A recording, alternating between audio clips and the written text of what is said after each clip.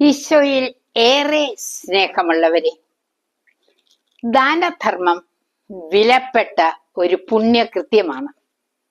വിശുദ്ധ മത്തായിയുടെ സുവിശേഷം 25-ാം അധ്യായം 40-ാം തിരുവചനത്തിൽ ഈശോ പറയുന്നില്ലേ, എൻ്റെ ഏറ്റവും എളിയ ഈ സഹോദരരിൽ ഒരുവന് നിങ്ങൾ ഇത് ചെയ്തു കൊടുത്തപ്പോൾ എനിക്ക് തന്നെയാണ് ചെയ്തു തന്നത്. വാഴ്ത്തപ്പെട്ട ജോർദാൻ വലിയൊരു ദാനധർമ്മിയായിരുന്നു. ഒരിക്കൽ കുതിരപ്പുറത്ത് സവാരി ചെയ്യുമ്പോൾ ഒരു യാചകൻ കൈ നീട്ടി. കീശയിൽ തപ്പി നോക്കിയപ്പോൾ പണമില്ല.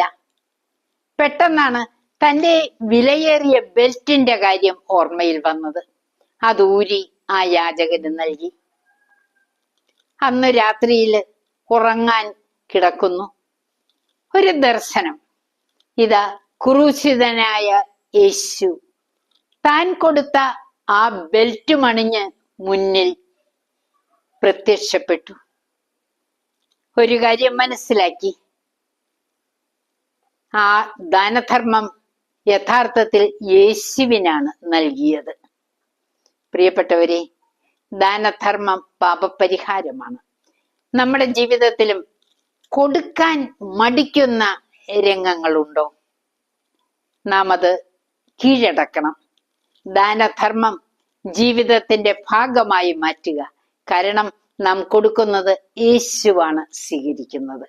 നമുക്ക് ദൈവസന്നിധിയിൽ ഈ ദാനധർമ്മത്തിന്റെ കൃപയ്ക്ക് വേണ്ടി, ഉദാര മനസ്സിന്റെ ഉടമയാകാൻ വേണ്ടി പ്രാർത്ഥിക്കാം.